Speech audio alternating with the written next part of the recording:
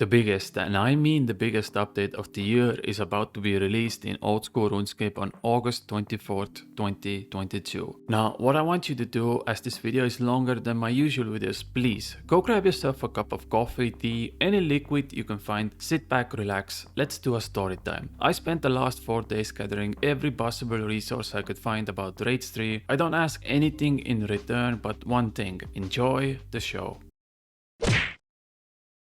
Now, I would be lying if I said my PP isn't getting harder and harder by the day, because to be honest, we haven't had anything this big in a while, and it's getting dry out here.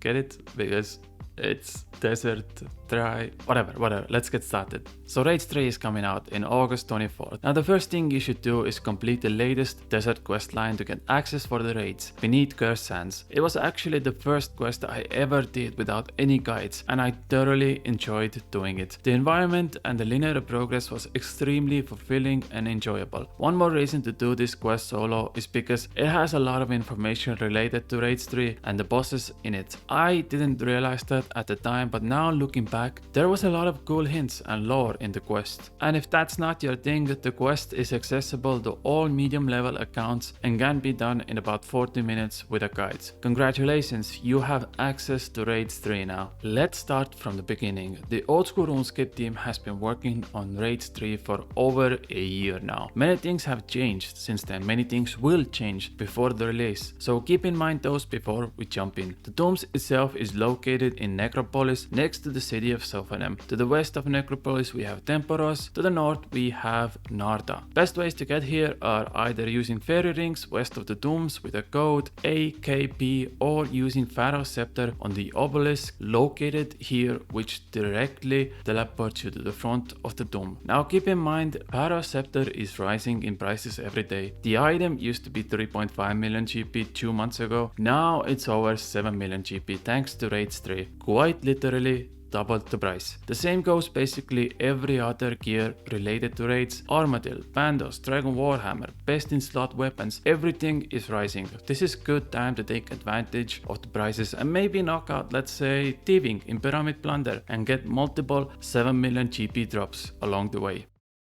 Since we're already talking about overpriced gear, let's go over our gear before we jump into the Dooms to discover what Raids 3 is about. Now first things first, we got a confirmation from Modass saying that if you die in Raids 3, you will lose all your gear, and to get it back it's going to calculate a fee based off how valuable your gear is. So let's say you go in with full void versus you go in with maxed gear like Bandos, Armadillo, Ancestral, your losses are going to be much smaller with void. The good thing is it's very likely they add a threshold for the first few kills, so you don't have to pay anything for your losses after the first few rounds of raids, giving you enough time to learn it properly. Like they did with Salra, you can learn the raids for free, and once you understand it, then you're gonna have to start paying for your lost items. Gear itself, highly recommend full void triple setup. It's not the highest DPS, but for people who are gonna try to learn it, it's super helpful to start off with not so many switches. It gets the job done, it's perfect for starting off. If you have Bandos, Armadillo, Ancestral, good.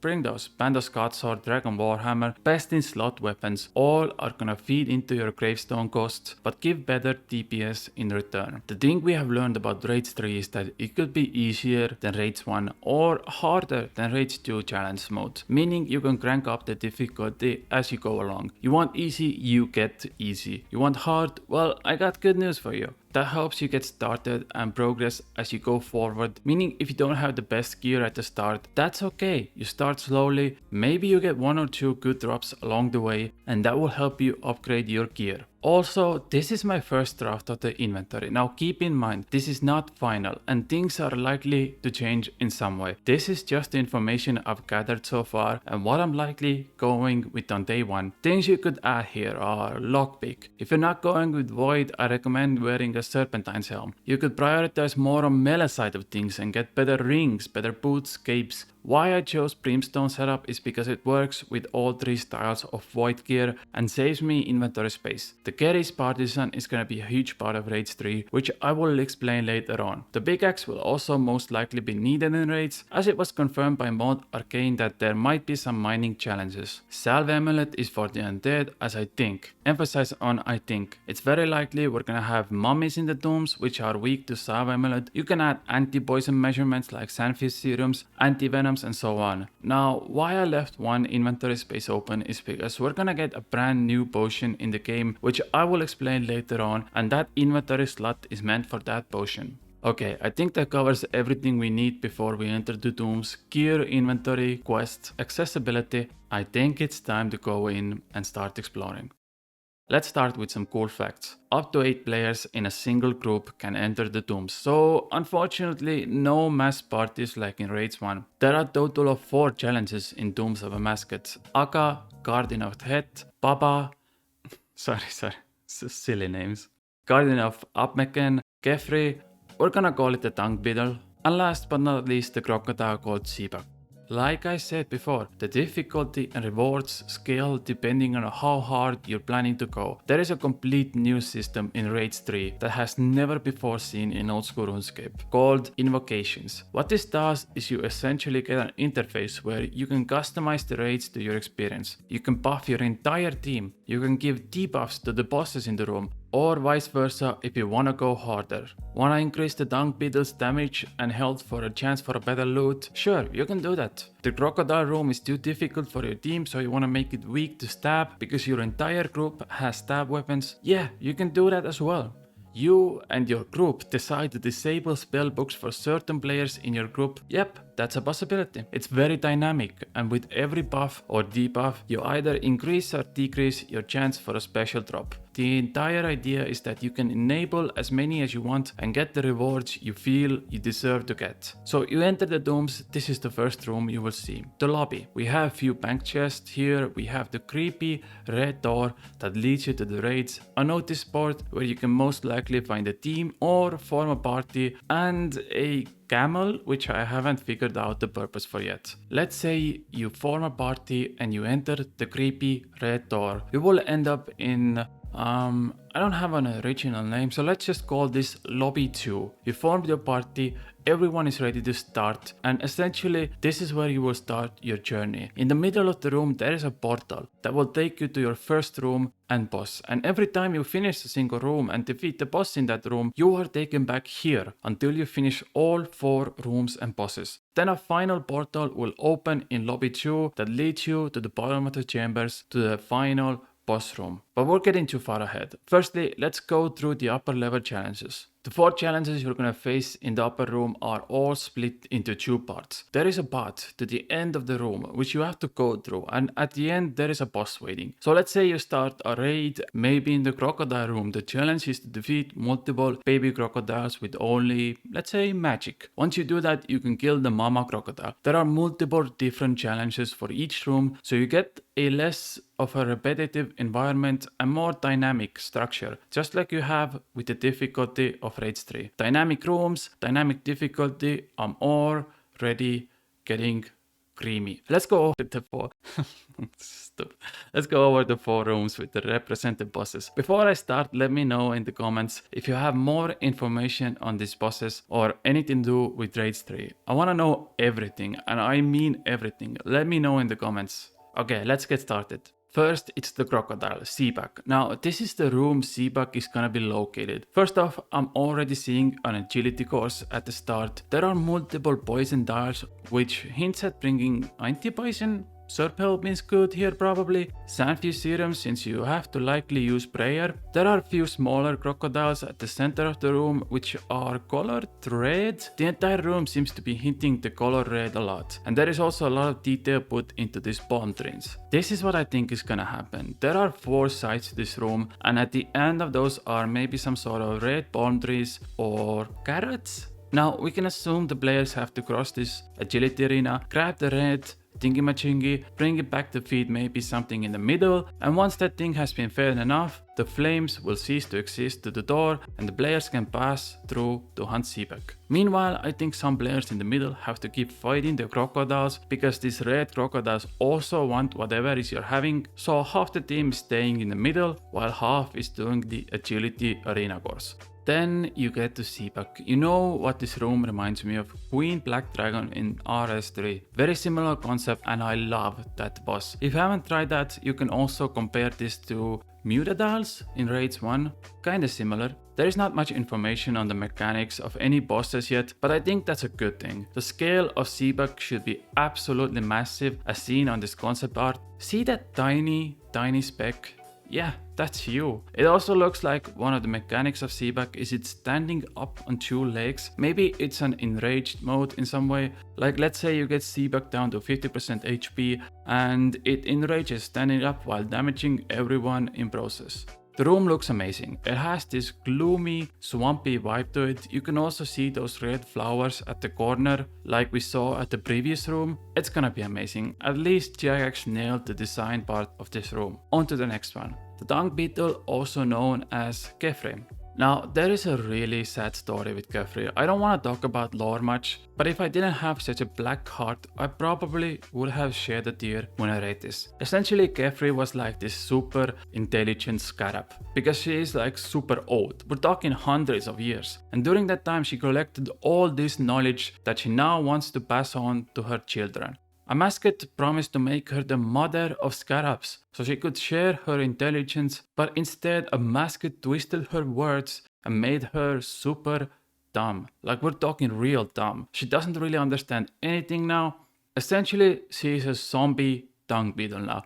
Super sad but kinda interesting concept. That's why I also think Salve Amulet might be useful here, because the lore hinted that this scarab is sort of in like a zombie state now, which the Salve Amulet is strong against. The room itself also looks super interesting. We have all these scrolls on the wall showcasing knowledge that she can't use anymore.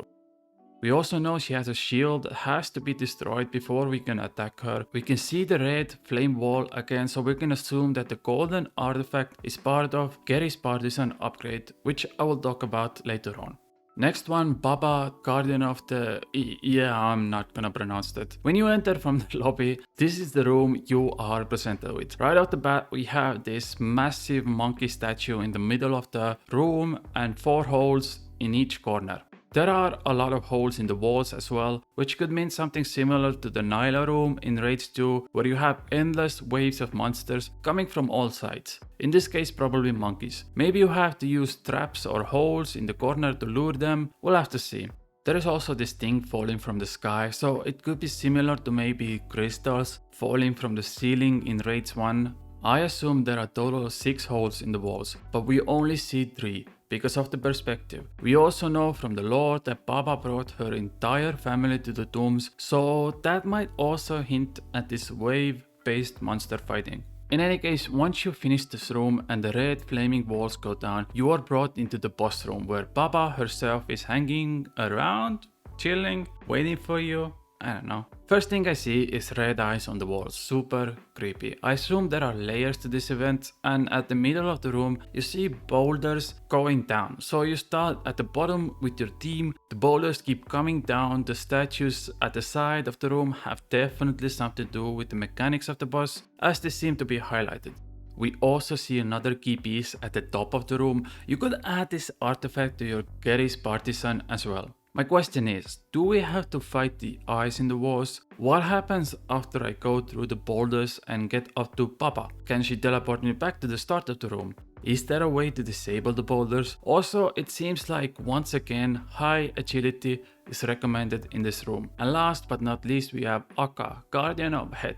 First things first, look how freaking big Akkha is. Oh my god, the absolute unit. The bot standing beside him is doing his pants right now. So from the lobby to you enter into this room. The first thing I noticed was how the shield in this picture looks very similar or almost identical to the one Akkha is wearing. The second thing I noticed, the puzzle might be related to Morning and Part 2. I know. I can already hear your visible groaning. Everybody hates that quest. There seems to be a lot of mirrors in the room and a guy holding a light source. What I assume is that you have to work as a team and direct the light to the end to open the red flaming wall. There are breakable objects in this room that could maybe block the light you are trying to direct, but if your team breaks those rubbles with, let's say, pickaxes, you can direct the light forward. This very much looks like no combat room and more like a puzzle room instead. Maybe if you mess the puzzle up, one of the statues could come alive? Could be.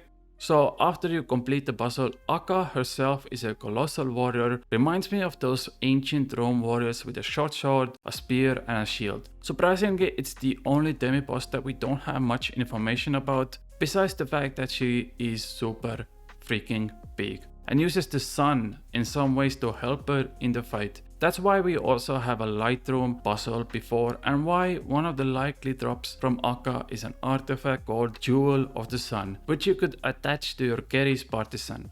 So now that you've seen all 4 upper level bosses, let's talk about tackling them. You can choose to defeat them in any way you want, and you can choose your path in the lobby too after you started. There is no defined order, but there is a downside. Let's say you choose to finish the dung beetle room first. Once you defeat the dung beetle, it will buff the 3 other rooms in certain way, so there is actual emphasis on the choices you make in this dungeon. You complete Zebak room first, now the other 3 bosses have increased health and so on and so on. But let's say somehow through everything you managed to defeat all 4 bosses. Congratulations, it's time for the final and the biggest boss. Well, 2 bosses. To a surprise of nobody, we don't have much information on this either. We know there are 2 guardians at the lower level waiting in their chambers who are the final bosses, and you have to defeat them at the same time. But that's about it, which I honestly think is good. Hear me out, I don't want to know everything before I start. I want some things to be a surprise and get that wow effect when I first enter the final room. So this is good, we'll learn everything about it as it comes out.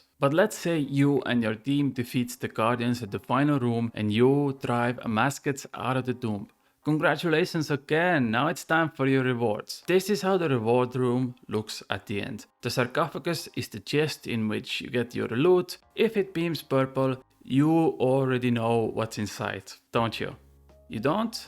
Well, let me show you. The rewards are amazing. Let's start with my favorite one, Shadow of Tumaken's Staff. A 2-handed mage weapon requiring 85 magic to wield. And I kid you not, it's a literal weapon powered by sun. Yeah, and it works like Trident. It has built-in damage source that is charged with 1 soul and 3 chaos runes per cast. It doesn't have spellbook option, so you can't autocast any other spells. Now the thing that will likely make this staff the most powerful one in old school RuneScape is the passive effect. Let's say you're wearing Ancestral, Imbued Card Cape, Tormented Bracelet, Occult Necklace, essentially the best DPS magic gear in the game. With 99 magic, your basic max hit on the staff will be over 60. Yeah, the staff's passive essentially triples all your damage and accuracy, so you hit really high and you never miss. What we're essentially gonna get is the magic version of Twisted Bow in the game.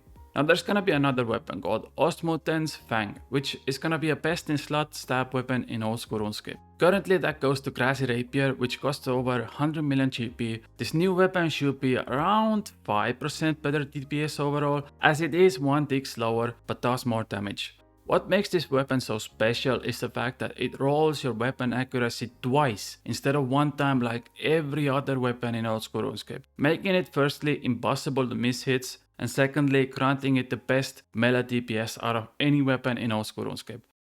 The other passive is a lot of math, which I'm gonna save you on, but what the Fang does is, let's say your actual max hit is 40 on your melee weapon. A game rolls a hit between a 0 and a 40, and that's how it always has been in this game. With this weapon however, the game would roll a hit between a 6 and a 34, instead of a 0 and 40. So essentially you lose 6 damage of your max hit, but you never ever miss with this weapon. A completely new system that has never been seen before in old school RuneScape. In conclusion, if you use this weapon, you will never hit a 0. That should already tell you how good this is.